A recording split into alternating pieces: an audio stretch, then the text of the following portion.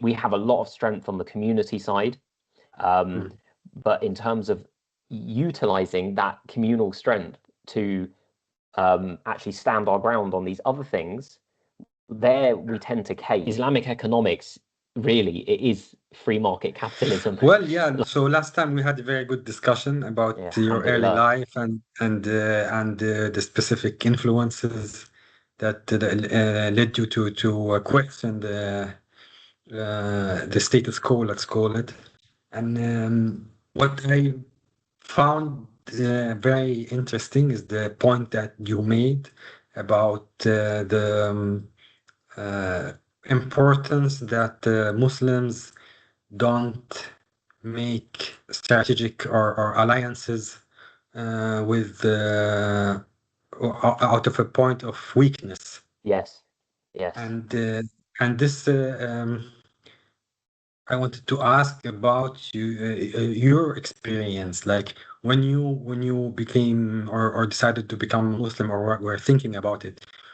Would you like say that you saw some superior uh, characteristics of the Muslim community, or or did you see them as a strong community, or did you come to Islam out of trying to help? Yeah, so my experience for me was alhamdulillah, because I have a lot of Muslim friends. So I would say Yeah, maybe even before I became a Muslim, um, probably 95% of my friends were Muslims. So they're all, yeah, mashallah. Lebanese, Somali, from so I was surrounded by Muslims, so I had good insight into how the Muslim community was. And for me, it was never something, I'm not going to say I recognized necessarily strength, but I recognized definitely a very different model of community to what I would see from the typical Western community. And I think I had probably started to reach that stage where I started to realize things that, you know, there was really a lack of community spirit. There's a lack of community spirit, but probably more so in London, in the UK, than anywhere else, but because London is very unique. But um, this kind of makeup of the community in London, it's almost non-existent, right? Like people don't really have relationships with their neighbors and get together as communities. My experience and my view of a community in London was very disjointed. Everyone remained with their own households, and there wasn't really that kind of community support that I would Yeah, that I would that I would see from the Muslims that I knew, and that I would see from the way that they would always get together. Everything was not, it was family orientated, but that involved everyone from outside the family as well, right? So mm, yeah. So it's like a point of strength in Muslim communities, right? Like the yeah, strong family ties and so it's something that can attract people who want to live in this healthy way and it attracts more healthy people, right, yeah. to the idea. Yes, uh, definitely, definitely. Yeah, yeah. and to me, that was a much better example of how one should live their life and how one should aspire to try and be in a community, right? And Mm, I think definitely one thing I learned more of when once I became Muslim, and you know, you go and you listen to the khutbahs and you spend more time with other Muslims, is that you start to realize that actually there's this really important message in Islam that I hear from a number of imams all the time, and I love it when I hear it, is that your role as a member of a community, as a Muslim, is not just in respect to other Muslims. It's not just to be a good member of the community amongst Muslims and to help that Muslim community. It is to be wherever you are, no matter who your neighbors are, what religion they are, what ethnicity, doesn't matter. You are, as a Muslim, responsible for being a good member of that community. So if in London, that means all your neighbors, they could be white English atheists, you're still responsible for making sure that your community is doing well and that people are helped when they need to be helped and that your community, like things are kept tidy and clean and you're not a nuisance to your community, you know, and that's to me, this is one thing that to me is just so appealing is that this idea of community and that bottom up approach to things is so strong in Islam and it's reinforced constantly. Um, and I love when I see it in action. I love when I hear people talking about it. I love when I hear imams trying to encourage like the younger Muslims to make sure that they're upholding that part of the religion, Yeah, because that is our responsibility. Um, yeah, and yeah, it's the thing that you do notice though is that, you know, from a position of influence and kind of, I guess, in I don't want to say enforcing our way in from like a like trying to when I say that I don't mean like trying to enforce the Sharia upon upon like the local people or anything like that, but you know, in terms of standing our ground in some of the things that we're meant to stand our ground on, I feel like maybe in the West we don't do that as much.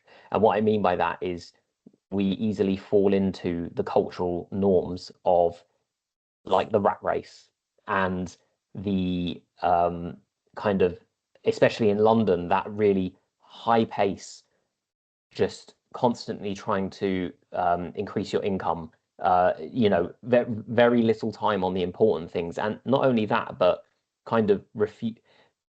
I find that as I've, you know, learned more about Islam and learned more about the ways that we should be conducting ourselves in relation to the way we run businesses, the way we conduct our work, the way we conduct finances and transactions, is that I feel like we don't do enough to stand our ground there and say we don't operate in this way. You know, that's a place that I feel that Muslims in the West lack strength. We have a lot of strength on the community side, um, mm, but in terms of utilizing that communal strength to actually stand our ground on these other things, there we tend to cave, like we cave. yeah. It's because we ourselves did not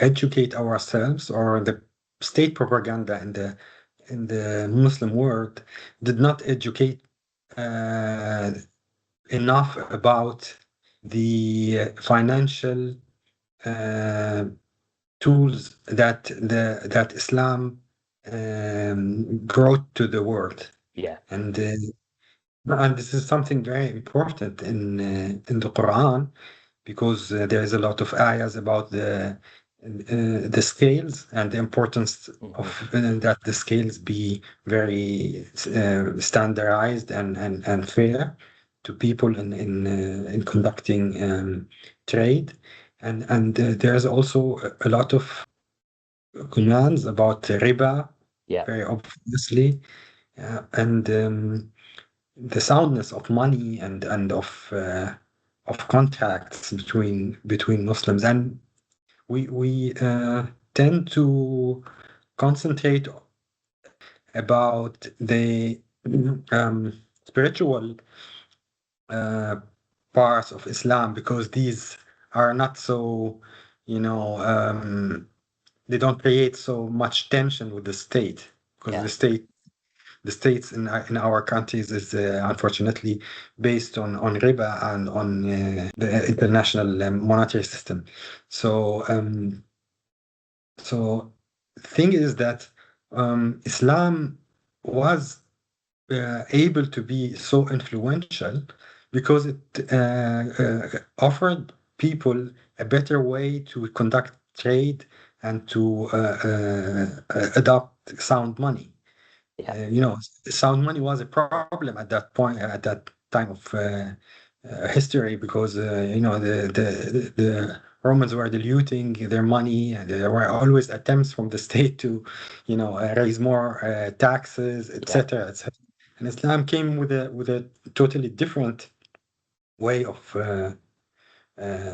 conducting trade. And we forget that the Prophet ﷺ was a trader, so his education and his Yes. experience was in trading before he became a prophet, right?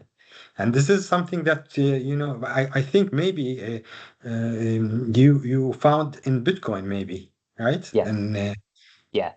And it's one of those things that I feel like we neglect it because it's one of those things that you don't go, you don't really pay as much attention to this side of what the Quran and the Hadith teach until you start to learn more about money anyway, and just in general, that kind of inquiry into how money works and how economies work and starting to ask why of certain things, and then you start to find these these huge references in Islam to these very things, and you see these examples laid out for us from the very start of how we're meant to conduct ourselves in these matters and how we're meant to conduct trade, how we're meant to exchange with each other, fairness in exchange, the kind of practices put in place to avoid monopolies.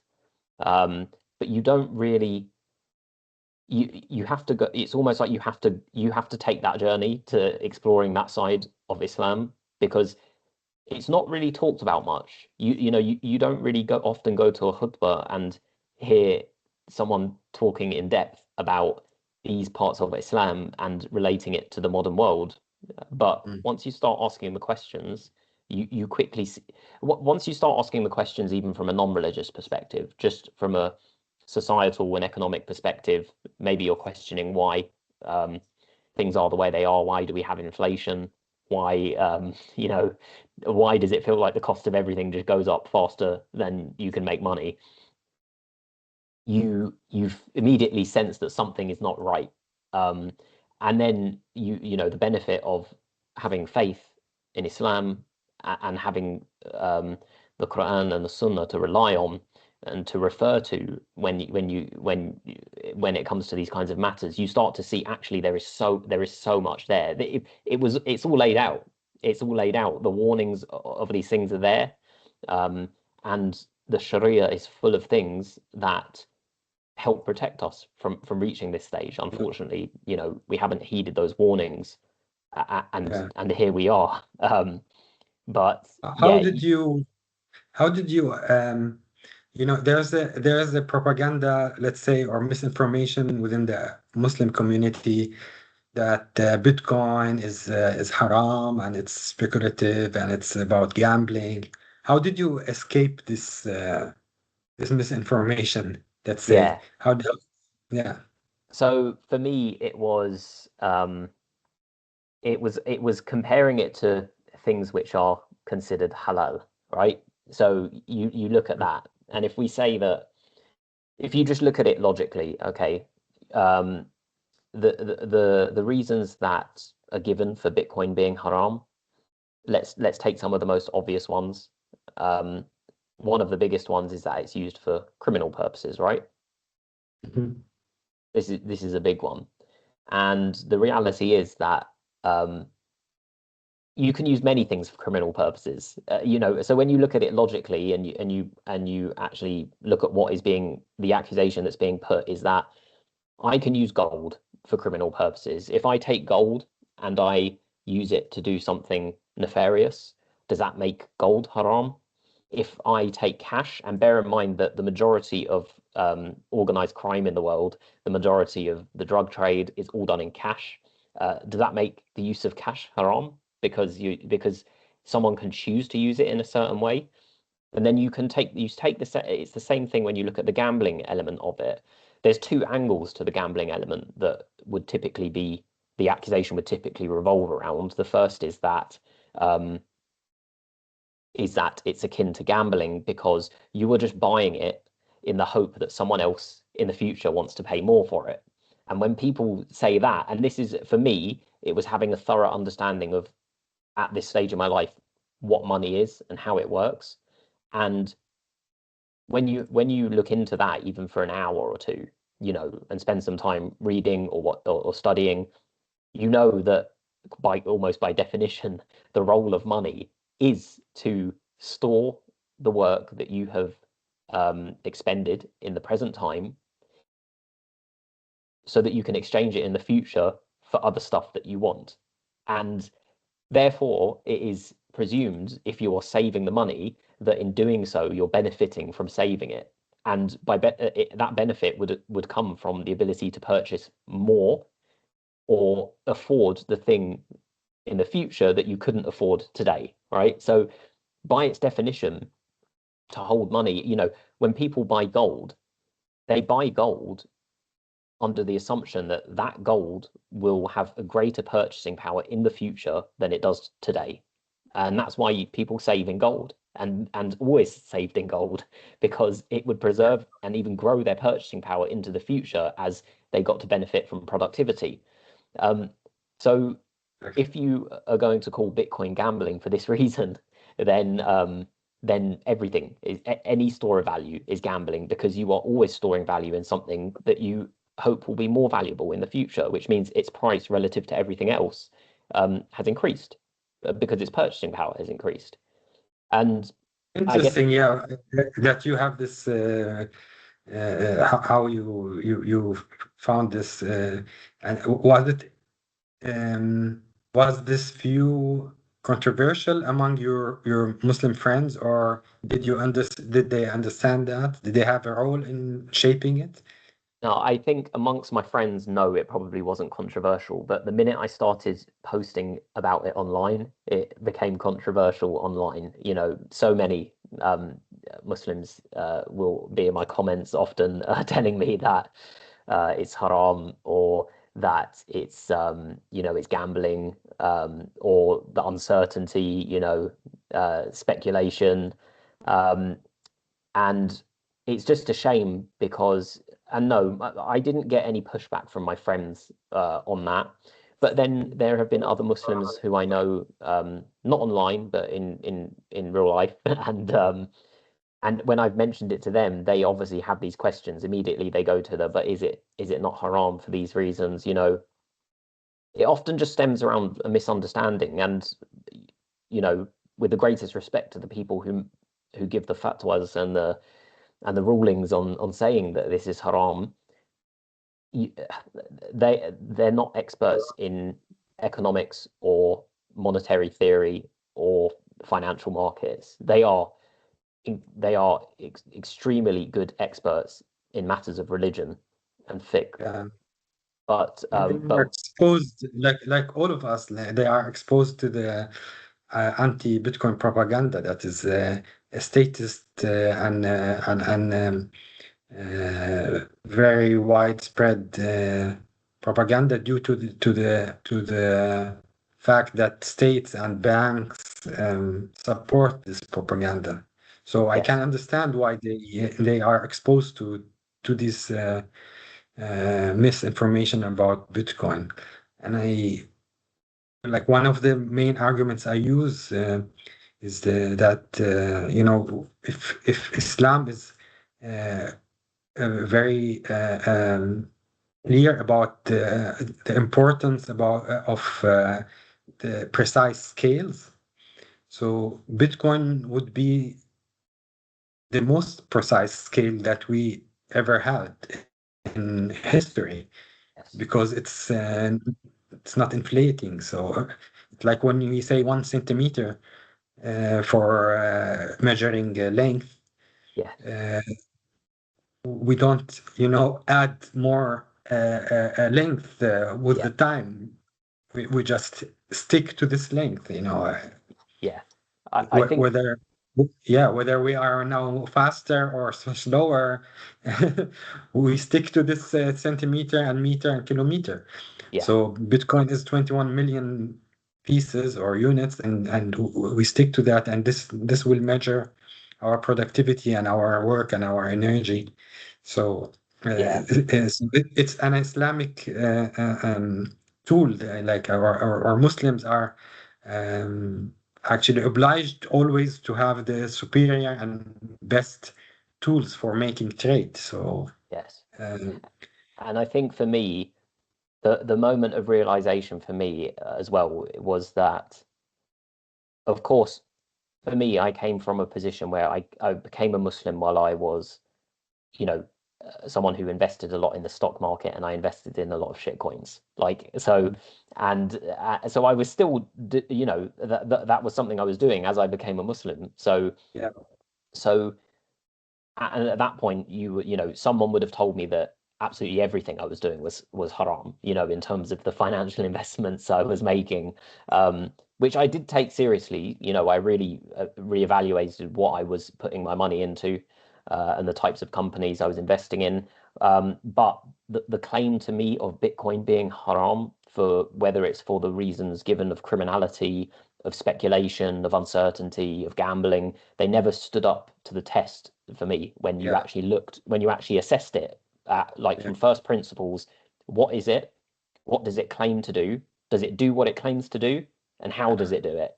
And when you yeah, look at that and you really get into how the thing works, and yeah, it and the it almost like perfection of what has been designed. Obviously nothing is perfect that was created by mm, man, but this thing really is, built to provide what it claims to be, which is just simply a sound money. And mm, at that point, for me, sound money, it didn't mean as much as it did as I started to learn more about my religion, about Islam, because then for me, the bit that really, really, it wasn't so much a case that I noticed things about Bitcoin that made me think, well, it's definitely not haram. It was more that the more I learned about Islam, the more I realized that Bitcoin was halal, because the first thing for me was, understanding the Card Hassan loans. And the idea of Card Hassan in Islam is that someone is in need, you lend them money, and they pay you back the exact same amount, right? There is no extra fee on top. There is no interest payment. There's no riba. There's no gain in it at all. It is, I lend you £100 and you give me £100 back when we agreed to, or when you're able to repay it. And it's considered, there's barakah in doing a Card Hassan loan like this. Yeah, and when you get the money back, it has more purchasing power because productivity has risen exactly. with time. So This is it. you don't need. Yeah, Yeah. yeah, And yeah. it was when I learned about Card Hassan, and I thought, why do we not do more of this? Like, I know that my local masjid at the time was trying to raise money for a refurb and asking people for Card Hassan loans. And, it took a long time to raise that money. And then I looked at it from what I knew about fiat money and its inflationary nature. And I realized that fiat Impossible. money makes Card Hassan structurally, like, impossible, because True. with the greatest will in the world, you are not just Yeah, lending to have returned to you what you lent. You are, by being charitable, you are penalized. And to me, that makes that incompatible with Islam. So yeah, that was the first thing for me that really made me inquire a bit deeper and think, well, on the one hand, you've got something that is incompatible with Card Hassan, and on the other hand, you've got something that encourages Card Hassan. So, which one of those two things is halal and which is haram? And then there is other elements of Bitcoin that you start to learn. When you look at the teachings of trade and finances in Islam, the importance of sound money is everywhere. The importance of just measures. Even in the Bible, Jesus kicked out the money changers from the temple because they were taking a good quality coin from people, I believe, and giving them back bad quality coins, right? So they were giving them something less valuable back in return. And this is what fiat money inherently is. You store it in a bank, you store it anywhere, you're given it, you're paid it, and it degrades and it erodes over time. You are yeah. given, when you decide you want to use it in the future, you're now left with something worth a lot less, but by no fault of your own. And then there is just the general principles of sound money and what it does for time preference in a society. And you start to realize that Islam is all about low time preference, and everything about it is the ultimate. It is the ultimate. Um, it's the ultimate display of low time preference. Um, Sure. you know, with everything that you do, you have the akira in mind. Okay, and this is like, and then you look at society and you think, what is it about society that's like so detached from that? And it's this just constant focus on trying to battle against the tide. You know, you can't keep up, you're fighting against the tide all the time, you're just going at 100 miles per hour, having to focus on the immediate, the immediate.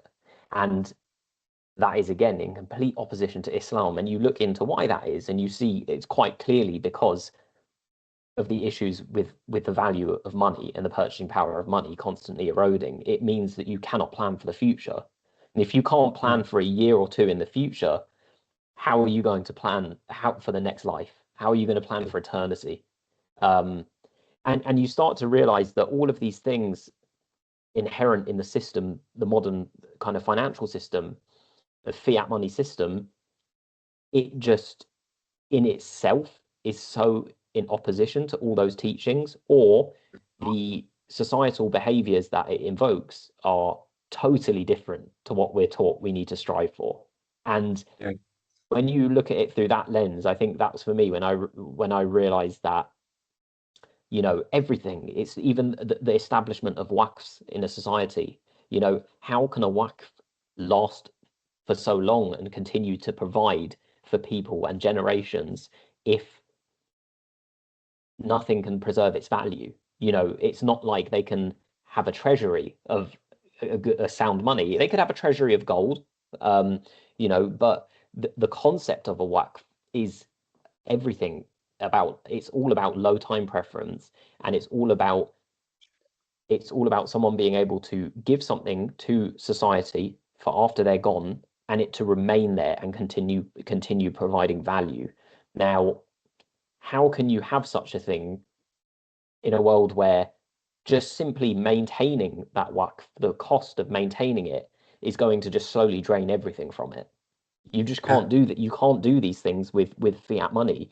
And for me, then it was a case of, if you balance up the two, um, what is halal and what is haram? Like from a just first principles, if you assess it in that way, um, for me that was it. It wasn't one single thing. It definitely started with the understanding of Qad Hassan, and how Qad Hassan is basically just structurally impossible. And in fact, it's discouraged, whereas an inflationary money supply and the system we live in, it actively encourages riba. And not only actively encourages it, it makes it basically rational. You would be irrational if you didn't charge riba, but it embeds it into everything. And that for me was just, there was no question from that point about how I felt Yeah, yeah. about it. Within the this system that we have, which is not capitalistic, we have to always insist that we are not in a capitalistic world. We are in a system called creditism, Yeah. and it's inflationary. It's based on credit and creation of money of out of thin air by the government and with the force of government. And so we should insist, like it's funny that because in nikah, in marriage contracts, we insist that we use gold, for the what you call it, the money that the husband give for his wife, so to preserve value. But in everything else, we accepted the money of this temple. So Islam did not invent the technology of gold, but it adopted it very successfully, and the golden dinar stayed very stable and pure even after the fall of Andalusia in Europe. The golden dinar was something like a standard, yeah, to for that people try to obtain. Um, but what I want to talk about is like drawing some parallels between the influences that Islam had on Europe or on the West in the past, and the situation today, Yeah, like what you and your generation are experiencing today, with regards to Islam and its influence on the West, and uh, and trying to learn from the past what were um, the influence that Islam had on uh, uh, on Europe and the West. yeah. So, because there's a very important book called The Islamic Roots of Capitalism. I don't know if you are aware about it. It's on my list. It's one of the Yeah, next books very I'm going to good. be ordering. Yeah, Yeah, it's very good. And basically gives an alternative history of capitalism and the Industrial Revolution. Uh, and draws attention uh, to the Islamic model of finance and trade and how it influenced Italy and Spain and eventually the whole Europe, yeah, and the West. Um, and today as we said, we have this better societal model as Muslims in the West, but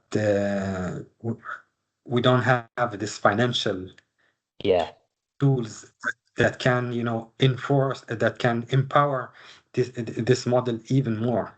yes, And that's why I'm like really interested to hear your yeah, experience with your friends, Muslim friends, and how we can expand this adoption of sound money and this technology of Bitcoin into our societies here in the West. yeah. It's a great topic to talk about because there's so many parallels to draw, because if you look at the history of it, the spread of Islam was due to its ability to allow people to conduct trade freely, and its methods for trade that it introduced that allowed people to basically it provided individuals with liberty when it came to the matters in which they conducted trade, right? Mm. So, and this is why it spread so rapidly, all like Yeah, thousand the one nearly 1,600 years ago is because 1,400 is because you had a model of trade and commerce that gave the individual liberty and protected them from oppression and allowed them yeah, to conduct their affairs freely. yeah. And Because there was no caste system like the one in India, and there yeah, was no guilds system that was in medieval Europe that yeah, prevented people from uh, of throwing trade and industry, etc. yeah. This is it, Right?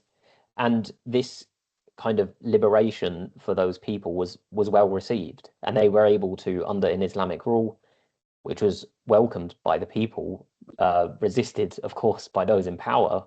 But they were finally able to conduct trade and um, pursue their goals in life without obstacle, right? And this spread everywhere, and the way that Islamic society conducted itself in trade and commerce spread everywhere. It influenced Venice, which ended up becoming a financial capital of the world, initially on a very sound monetary system until it failed, until its soundness started to erode. Yes. Um, the Hawala system of international trade, that was a huge influence that spread around the world, that it originated in Islamic societies and Arab countries.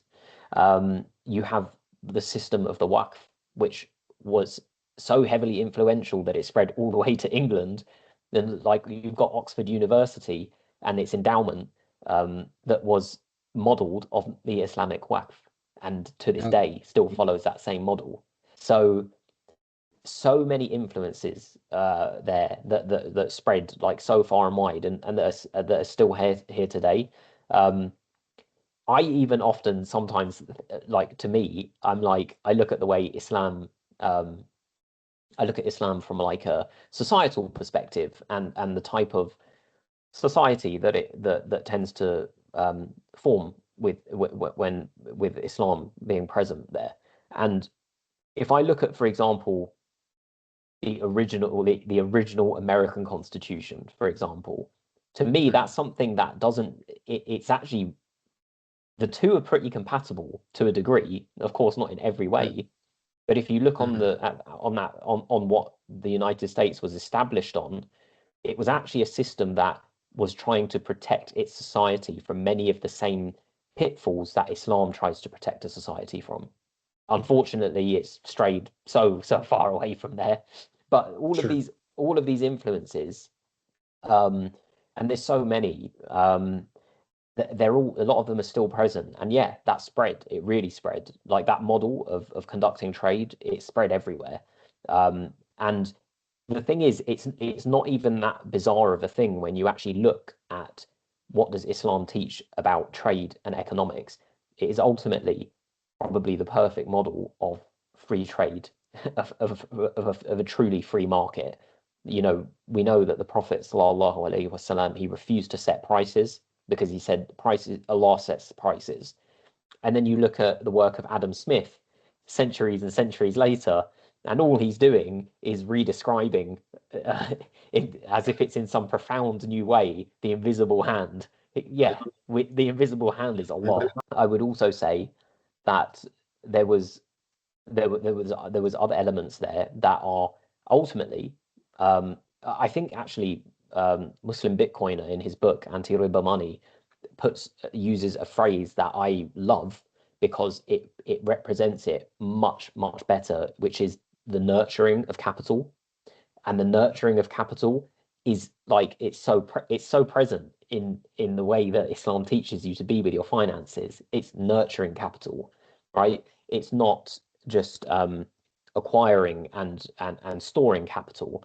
And I much prefer this phrase because it talks about, when you talk about nurturing capital, what you're talking about is making sure that the enterprises that you embark on, and the businesses that you build, they don't, for example, destroy the land so that it stops being productive for future generations, and that you don't poison the soil, because you're not just trying to acquire more capital, you are nurturing capital so that it lasts for longer.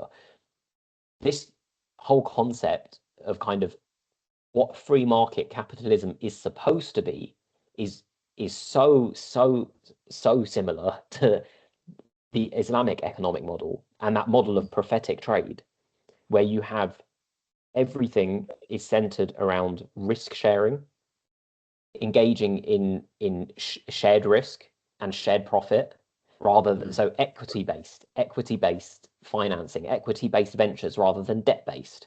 You know that risk, you just mentioned risk taking, Yeah, and the word comes from risk. You yes, know that this word came from the word risk, because the traders of Venice that you mentioned, when they were asking the Arab and Muslim traders why they are putting themselves in dangerous situations when they go to America and to India, and so they were answering them, the Muslims were answering them, we are taking our risk, you know? subhanallah. I SubhanAllah. didn't know that's where it came from. That's why we say in English, take a risk. Yeah, The meaning changed a little bit. It yeah. became putting themselves in a risky situation or dangerous situation. But risky and risk is come from risk. This is a well documented fact, yeah, that it's the etymology comes from Arabic, an Uh, Arabic or Muslim, yeah, concept, taking risk. wow. I learned Yeah, something new here because yeah, that's cool. yeah, I didn't know that. That's very yeah, interesting. yeah, And it's like you look at when you look at these things as well, it's and it's a shame because like Bitcoin has been tainted, its name has been tainted by all these other altcoins and scams and Ponzi schemes. The word capitalism has been tainted mm, by what we have now, which is not capitalism at all in its truest, purest sense. What capitalism is meant to be mm, is um, is a capitalistic system of production, which simply means foregoing immediate consumption for a longer length of production for a greater quality and quantity of goods in the future. That's it. That's all it's meant to mean, and that yeah, means lowering time preference and building for the future. That's what it's meant to be. yeah, That is free market capitalism, and with free market capitalism, it means there is no one setting prices. Prices are set by the invisible hand or Allah, and you know people act. But to me, there is one thing. There is one thing missing because obviously I have read into Austrian economics a lot heavily, mm, and I was obviously inspires a lot of my thinking and my what I believe how I believe an economy should operate, and not just how it should operate, but logically how it will operate, because all it is a big collection of human beings making decisions, right? In their own self-interest most of the time.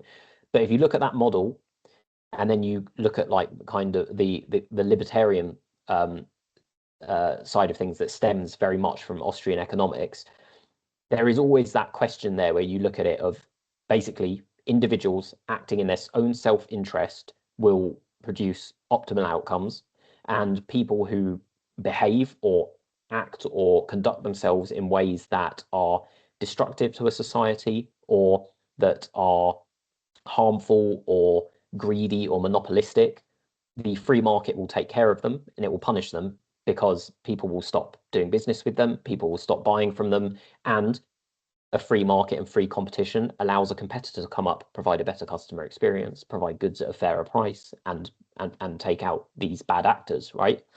And yeah, I agree with that maybe 95%. And mm, because to me, the missing piece is given to us in Islam, which is basically this model. It is this model of free markets. Allah sets the prices, right? It is free trade. It is the ability to nurture capital. You know, the zakat takes care of the wealth distribution, and when you and it's like a zakat to take care of wealth distribution is such a nice simple way of doing it, but you can't use that in a world where you're taxing everyone every single day for every single thing mm, that they spend and every single thing that mm, they earn. You know, it's you either have something like that to redistribute, or you have the other thing. I mean, I don't agree in the other thing at all, but you know, the point I was getting to is without going on a tangent, is that for me, with that libertarian model of everyone acting in their own self-interest, everyone acting in their own self-interest in a um, society of atheists, I don't believe produces the best outcomes necessarily a lot of the time.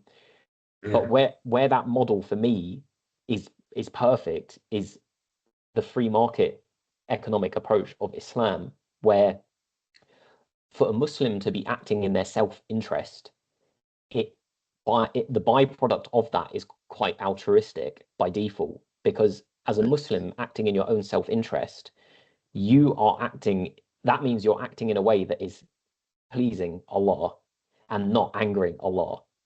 And it means that you are lowering your time preference as much as it can possibly be lowered and looking beyond this worldly life. And the things that you do here in this life are going to, they're going to be brought up on the day of mm, judgment. And if you wrong people, it's going to be held against you. And what is pleasing to Allah, and what you get rewarded greatly for is the things that you leave behind for future generations. It can be knowledge, it can be charity, it could be a water well, it could be a library, it could be a school. There is such huge amounts of barakah in these things, and it's so greatly encouraged. And we know this is where the model of the waqf came from. This is why Yeah, waqfs were so important in Islamic societies, and they really provide. There was no need for a socialist state because you had waqfs in this bottom-up manner that were providing for communities. Now, yeah, if I'm a Muslim acting in my own self-interest, that means I'm in pursuit of all of these things. For my own self-interest, I'm incentivized to leave a waqf for future generations. I am incentivized to lower my time preference and really think about the future. I'm discouraged from making acting out of greed. I'm encouraged to give charity. I'm discouraged from other things. And to me, that is where that model is perfected. You have this free market, this kind of free market economics governed by Allah. Your self-interest becomes inherently altruistic. And therefore, you know, if I build a road that lasts for 100 years after I die, I'm going to get barakah from that because that road is providing trade routes for people. It's providing a quick way for people to go and visit their family. If I build a school, I'm providing education. If I build a hospital, I'm providing healthcare to people, and I get barakah for all of this. yeah. And Abundance. yeah, This is a very, very important concept in Islam that God provides abundance for the people who purify themselves. Yeah, I would like to add something about why Islam is more appropriate system of thought, like economically, yeah, because the libertarians say we own ourselves, yeah, you know, and we say God owns ourselves, and yeah. we're. This is very important because yeah, This is it. This is because it. This it's like the main difference in the Islamic economic yeah, model. We're accountable yeah, to Allah, and in yeah, the libertarian model, they're just accountable to themselves. themselves, yeah, and this Yeah, led Rothbard to say some stupid things. yeah, But I mean, there are very few stupid things that he said, but I think if he been an atheist, he would not say that, yes. probably. Because Yeah, Islamic economics really it is free market capitalism, and this is a system that works. It mm, works when you as a people are governed by Allah and when you're accountable to Allah and when you and that's why for me it's like it really is a Muslim acting in their own self-interest is altruistic, and by default they end up acting out of the interest of those around them because that's what's yeah. pleasing to Allah. Past Sharia, the ultimate goals of Sharia, and they are about this, like Yeah, preserving oneself, preserving the sanity, preserving the yeah. money, and And preserving the religion. you know what was an interesting one that I was thinking the other day because I'm reading at the moment I'm reading von Barak, his positive theory of capital. Mm, He wrote 3 volumes on the on capital and interest. mm, He came after Charles Menger, and then mm, but he was before von Mises or von Mises. Ah, okay. Yeah. Mm, So von mm, Mises references his work a lot, and I'm reading his book, ah, and Good idea. I was thinking about at one point he was really breaking down um, Mm, the formation of capital in a society, and basically that the more, really simple stuff that we know about how the formation of capital um, is going to depend on how mature. So the maturity of a country or of a society's process of capitalistic production is basically going to determine how much of their year's labor is going to have to go towards um, providing for immediate consumption and how much of it can be, you know, uh, preserved for the years ahead. And it breaks down how in a situation where a society had a shortage, that a previous years of capitalistic production would allow them to get through it without problem, because they would have saved up the productive powers of 5 years, for example, and have Yeah. therefore be provided for. All their needs would be provided for.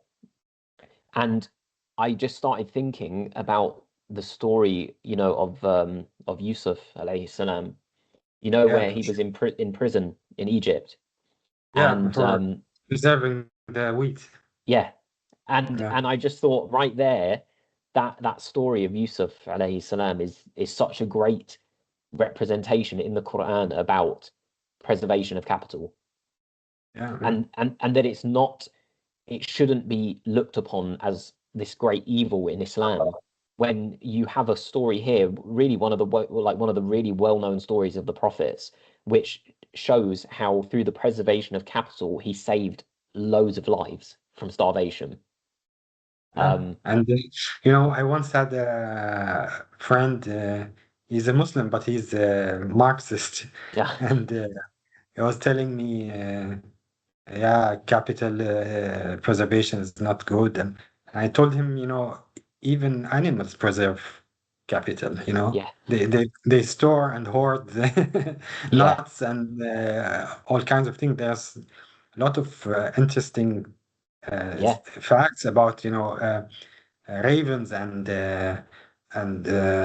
birds, that how they have a very complicated way to preserve their needs for the yeah. winter.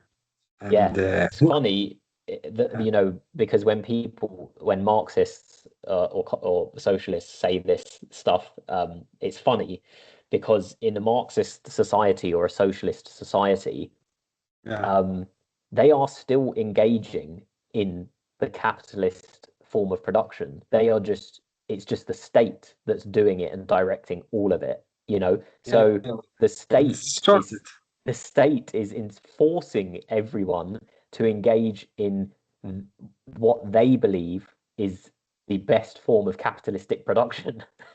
Mhm, mhm, And they are forcing the whole of society to actually forego their immediate wants and needs and the satisfaction of those wants, and they are forcing them into a longer roundabout way of production that is dictated entirely by the state. So the process of production is still capitalistic, but it's completely misguided, and because there are no real economic signals involved, it always results in disaster, and it always results in famine. Yeah, it's very We interesting. Yeah, this is something else we could do an entire podcast on, is that because Muslims are for some reason really sympathetic to socialism, and I just don't get it. that we are looking for allies, and we are only for our causes like Palestine or any other Yeah, cause, and we usually find only the socialists. And this is one of the main reasons why Marxism and socialism became interesting for Muslims. But Muslims in themselves, like what I had always this, struggle between the Marxist ideas that I'm reading and the conduct of my father and of my family and of my society. We are all, traders, and yeah, like this is in our blood, like especially in the Levant. People yeah. are so entrepreneurial. So It's uh, yeah, we should do a specific podcast or episode where we break down what yeah, the realities of free market capitalism and versus kind of socialism and centrally controlled economies, and how they relate to yeah, actually the teachings of Islam. It's people can make up their own minds, but that would be a good thing to do for true. people. In Islam, coercion is forbidden, and Yeah, state is all about coercion. So, yeah, like yeah, like from Islamic thought, I don't have any problem to establish a total, extraction of this statist and socialist yeah. ideology. It needs to be talked about. It That's do- it. it does. It really does. Yeah. Yeah, and I do Cool. think a lot of it stems from the issue we were Mm. discussing of we don't like it. Muslims are afraid. Muslims in the West are afraid of adopting um, things that are not, like given the green tick by the state. Like, and this is the thing with Bitcoin, for example. There's too much of this Yeah, conversation. Is yeah, it haram? Is it halal? Like, oh, yeah. it's risk. Like That's why the the brothers in America are doing better than us. yeah, yeah. I Because mean, you just statism, if you look at Dallas, for example, Dallas, that community in Dallas in whole, every it's very entrepreneurial, and they're not afraid to yeah. adopt change. And this is like a European disease, you know. The Yeah, state is, I mean, yeah. the Americans, uh, They're they are like revolutionaries. the people. Yeah, they escaped statism Yeah, basically to establish a new world that it's not statist. yeah. Statism here is still very, very, very strong, It's in and people's blood Muslims here.